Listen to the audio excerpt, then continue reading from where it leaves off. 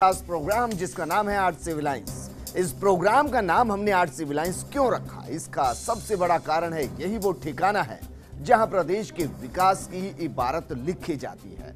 यही वो जगह जहां राजनीति की एबीसीडी तय होती है। यहीं से तय होता है कहां, किसको, कितना, कब और क्या मिलेगा। इसी पावर सेंटर पर हमारी खास नजर रहेगी और यहीं की हर हलचल से हम आपको अपडेट भी कराएंगे, यानी दिखाएंगे आर्ट सिविल लाइंस की हर हलचल।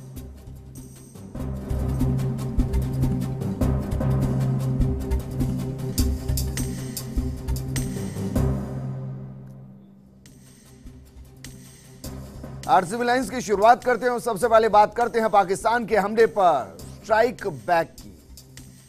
आतंकियों के खिलाफ भारतीय वायुसेना की एयर स्ट्राइक के बाद बौखलाए पाकिस्तान ने आज फिर से नापाक हरकत पर उतर आया और अपने एयरक्राफ्ट से भारतीय सेना को निशाना बनाने की कोशिश की, लेकिन हमारे शूरवीरों ने उसे हवा में ही मार गिराया और इसी के चलते राजस्थान में भी हाई अलर्ट है। मुख्यमंत्री अशोक गहलोत ने अपने आवास पर उच्च स्तरीय बैठक बुलाई। उन्होंने पुलिस और प्रशासन के अधिकारियों के साथ हालात की समीक्षा भी की।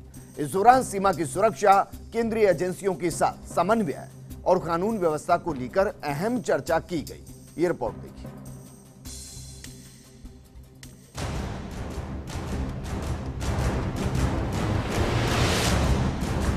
पुलवामा हमले के बाद भारत की जवाबी कार्रवाई से बौखलाए पाकिस्तान ने भारतीय क्षेत्र में हमले के प्रयास किए, जिसके बाद एयरफोर्स ने पाकिस्तान का एक F-16 विमान मार गिराया।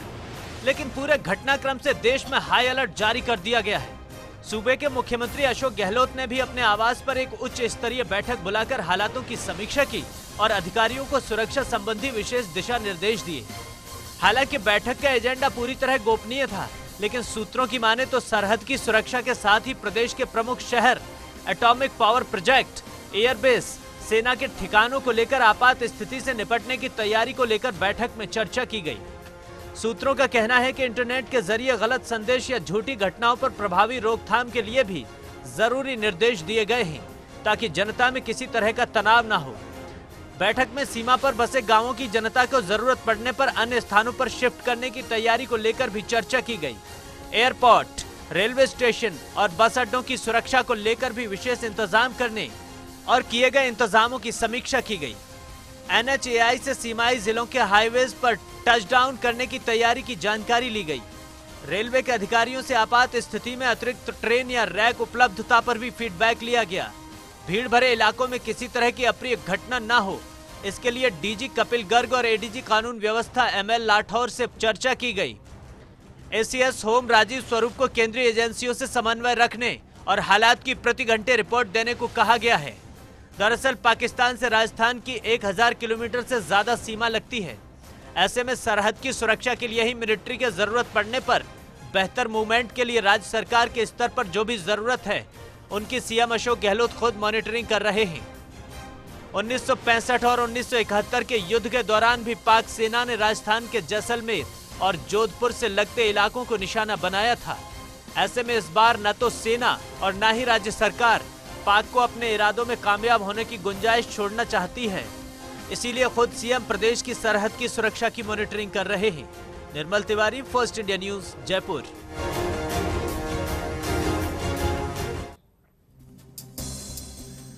वहीं मुख्यमंत्री अशोक गहलोत के निर्देश के बाद राजस्थान में हर जगह सुरक्षा व्यवस्था बढ़ा दी गई। बॉर्डर के अलावा एयरपोर्ट और रेलवे स्टेशन पर भी सुरक्षा चाक चौबंद कर दी गई। वहीं सीमा से सटे सभी जिलों में अफसरों और कर्मचारियों की छुट्टियां रद्द कर दी गई हैं। ये रिपोर्ट भी देखिए।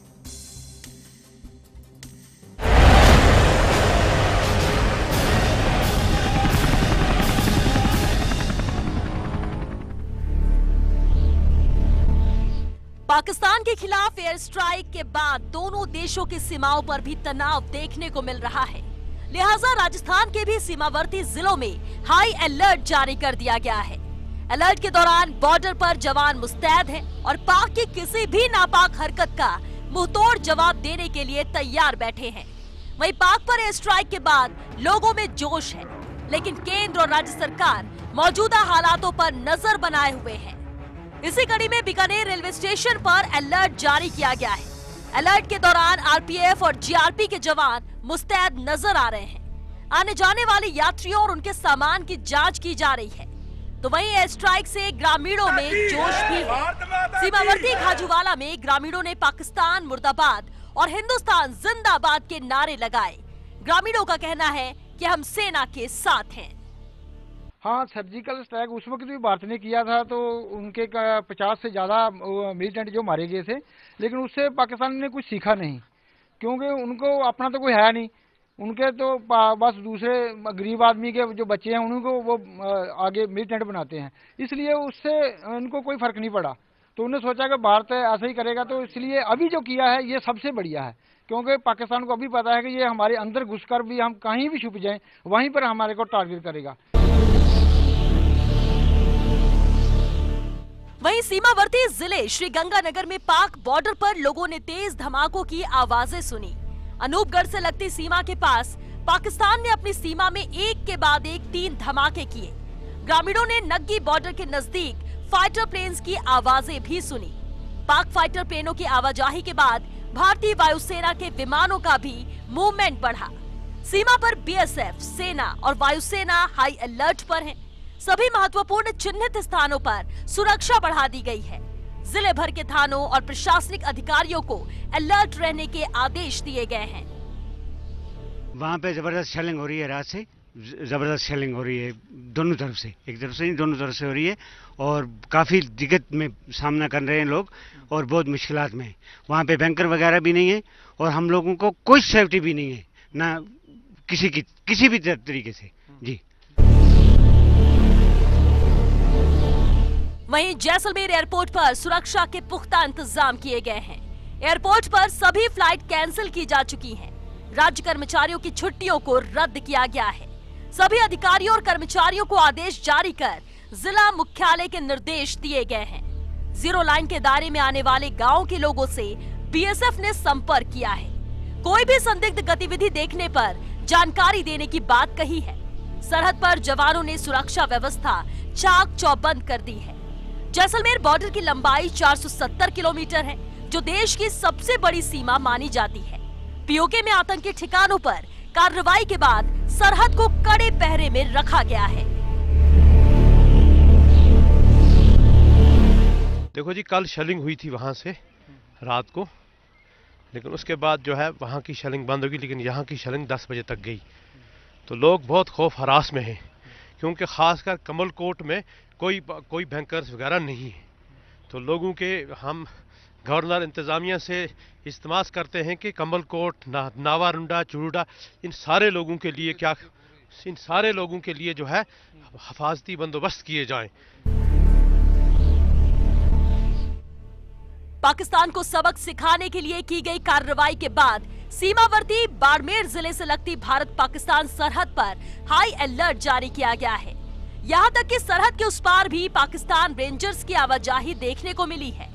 रात को कई विमानों ने उत्तरलाई एयरपोर्ट से आसमान में उड़ान भरी। भारतीय सेना की पाक की हर गतिविधि पर नजर है। सेना पूरी तरह से अलर्ट मोड पर है। भारत और पाकिस्तान के बीच हवाई हमलों से उपजे तनाव को देखते हुए जयपुर एयरपोर्ट पर सुरक्षा व्यवस्था और मजबूत कर दी गई है। एयरपोर्ट पर सुरक्षा का जिम्मा केंद्रीय औद्योगिक सुरक्षा बल यानी सीआईएसएफ संभालती है। सीआईएसएफ ने मेन एंट्री गेट से लेकर डिपार्चर एरिया, पार्किंग क्षेत्र, पोर्ट क्षेत्र, एप्रन और एयर साइड के प्रत्येक हिस्से में सुरक्षा व्यवस्था बढ़ा दी है। पाकिस्तान स्पॉन्सर्ड टेररिस्ट ऑर्गेनाइजेशंस किसी तरह का वो कायराना हरकत फिर से कर सकती है। सुरक्षा एजेंसियों पे या जितने हमारे क्रिटिकल इंस्टॉलेशंस हैं उन पे किसी तरह का आतंकवादी हमला हो सकता है। तो उसके चलते हम लोग जयपुर एयरपोर्ट पे हमने अपने सुरक्षा इंतजाम को और पुख्ता कर दिया गया है। हमने अपने जितने लेयर्स थे उनको और स्ट्रॉन्ग कर दिया, डिप्लॉयमेंट बढ़ा दिया है, वेपन सपोर्ट बढ़ा दिया है, ताकि किसी तरह का अगर कोई हमारे पे इस तरह का हमला होता है तो हमारे जवान उसका बखूबी जवाब दे सकें। जोधपुर एयरपोर्ट और एयरबेस पर अलर्ट के चलते सुरक्षा व्यवस्था और ज्यादा बढ़ा दी गई है। एयरपोर्ट के मुख्य द्वार पर आने जाने वाले वाहनों की सघन जांच की जा रही है। क्यूआरटी की टीम चारों तरफ निगरानी रखे हुए है। डॉग स्क्वाड भी तैनात है। सुरक्षा की monitoring deputy commandant Manoj Kumar स्वयं कर रहे हैं। वायुसेना स्टेशन जाने वाले मार्ग पर हथियारधारी जवान तैनात किए गए हैं। एटीएस भी तैनात है। वहीं वायुसेना स्टेशन और एयरपोर्ट के आसपास के इलाके में सघन जांच अभियान चलाया जा रहा है। हर प्रत्येक घर में रहने वाले किराएदार की भी पूछताछ की जा रही है। फिलहाल भारत और पाकिस्तान के बीच में तनाव को देखते हुए राजस्थान से लगते पाक बॉर्डर पर जवान तैनात हैं और सुरक्षा एजेंसियां सभी हालातों पर नजर बनाए हुए हैं। Bureau report, first India news.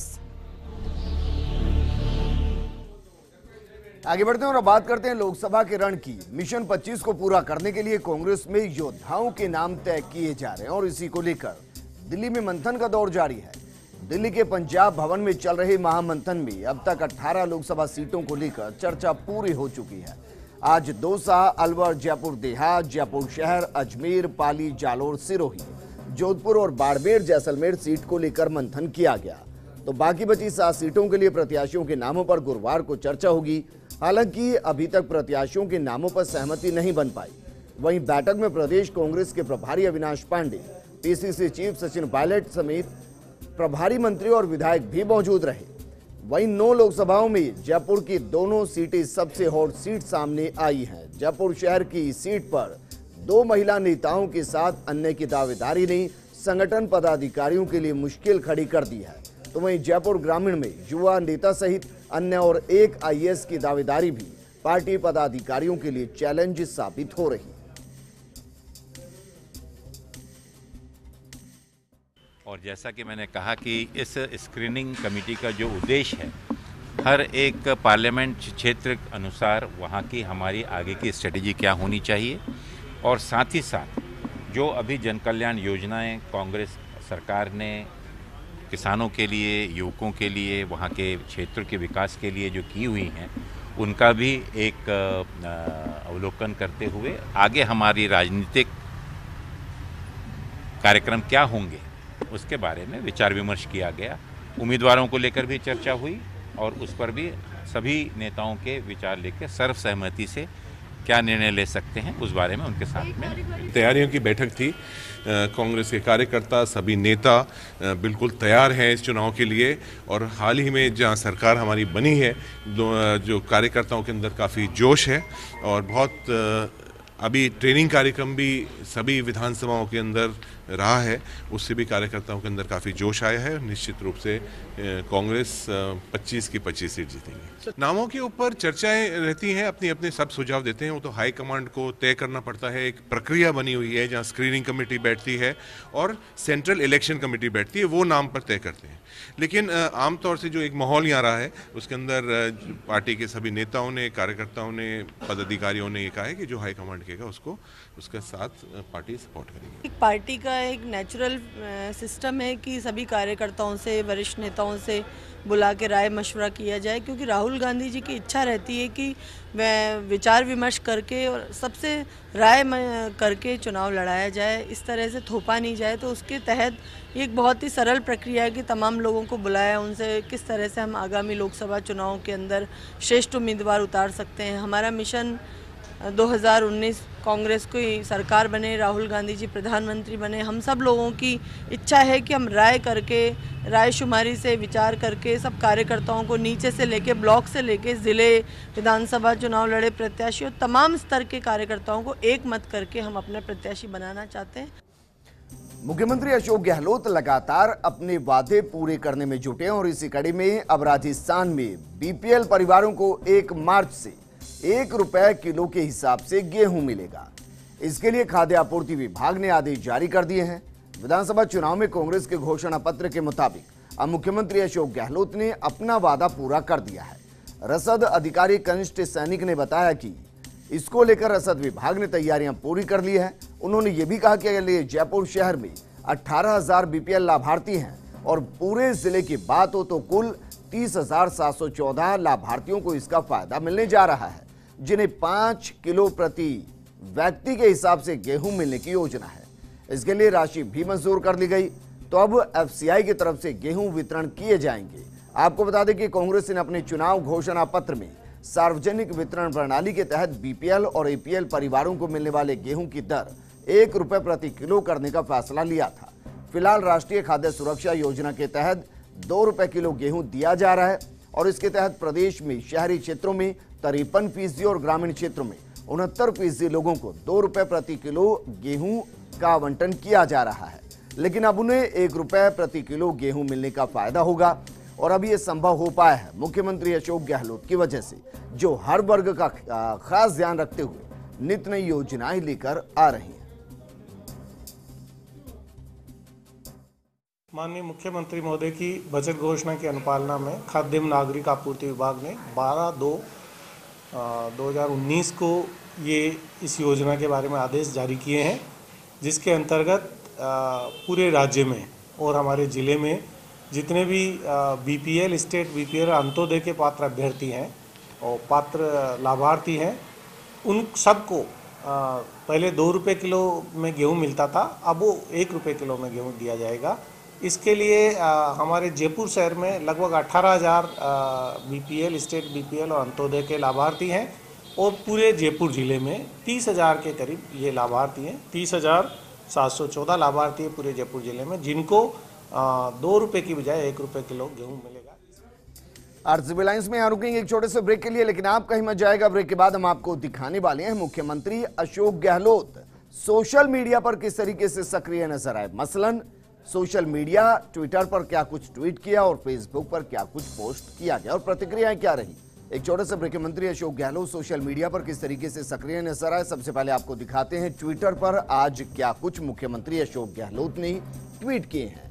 8 घंटे पहले मुख्यमंत्री अशोक गहलोत ने जो ट्वीट किया है वो दरअसल आज की मीटिंग को लेकर जो विपक्षी पार्टियों, अपोजिशन पार्टीज की मीटिंग और उस दौरान शहीदों को श्रद्धांजलि दी गई, ये फोटो यहाँ पर ट्वीट किए गए हैं। 727 लोगों ने रीट्वीट किए हैं, 1300 लोगों ने लाइक किए और 82 लोगों ने इस पर प्रतिक्रिया अपनी दी है। इससे नीचे जब आते हैं तो उच्च स्तरीय बैठक में सुरक्षा व्यवस्था की समीक्षा, अधिकारियों को निर्देश यहाँ पर दिए गए। फोटो यहाँ पर शेयर किया गया, ट्वीट किया गया है।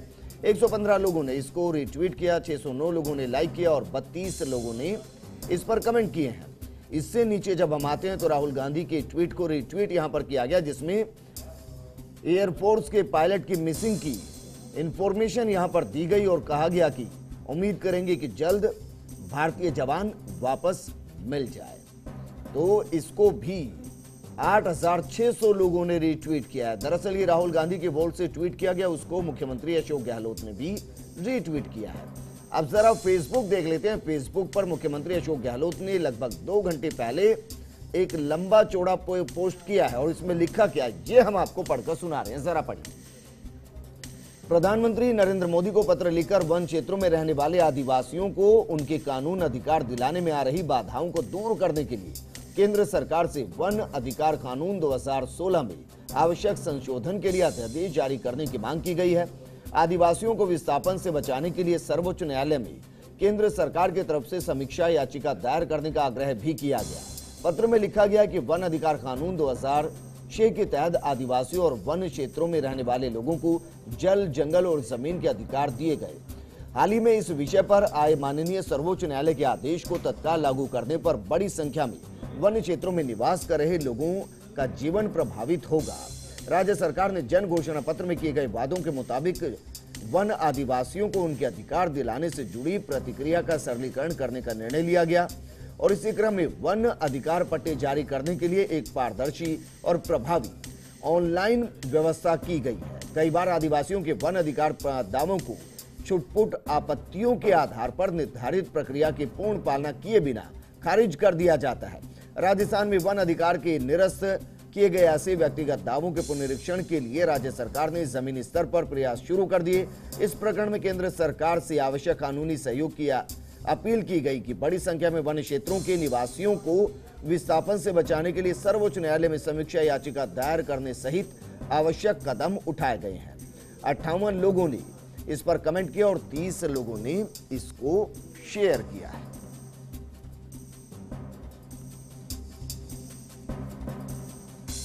और अब बात फर्स्ट इंडिया की अपील की, क्योंकि हिंदुस्तान में हर कोई समझदार है, छोटे से बड़ा हर कोई समझदार, और वो जानता है कि भारत पाकिस्तान के बीच इस वक्त तनाव की स्थिति बनी हुई है और इसीलिए फर्स्ट इंडिया आपसे अपील कर रहा है कि सोशल मीडिया पर थोड़ा ध्यान रखने की आपको जरूरत है। हर वीडियो पर विश्वास ना करें और बिना सच्चाई की तो फॉरवर्ड उसको बिल्कुल भी ना करें। इस दौरान झूठे मैसेज जो फैलाए जा रहे हैं, ऐसे मैसेज से सावधानी बरतें और सुरक्षा में अपनी भागीदारी आपको निभानी होगी, क्योंकि आप समझदार हैं, या कहें कि क्योंकि आप बेवकूफ नहीं हैं कि आप हिंदुस्तान की सुरक्षा के साथ खिलवाड़ होने दें, जवानों के साथ उनकी भावनाओं के साथ खिलवाड़ होने दें। तो वेस्ट इंडिया आपसे अपील यहां पर कर रहा है कि सोशल मीडिया पर जिस तरीके से भारत पाकिस्तान के तनाव को लेकर वीडियो लगातार वायरल किए जा रहे हैं, उन पर विश्वास आप ना करें। बिना सच्चाई जाने तो कम से कम उनको फॉरवर्ड ना करें, क्योंकि ऐसा ना हो कि आप भी उस प्रोपेगेंडा का हिस्सा बन जाए जो हिंदुस्तान में हिंदुस्तान के खिलाफ भावनाओं को और मोराल को डाउन करने के लिए किया जा रहा है। सुरक्षा में आपको भागीदारी निभानी होगी, क्योंकि आप समझदार हैं, भारतीय हैं, और आप नासमझी यानी कि बेवकूफ़ी इस तरीके की ना करें कि बिना सोचे समझे इन वीडियो को आप वायरल कर दें।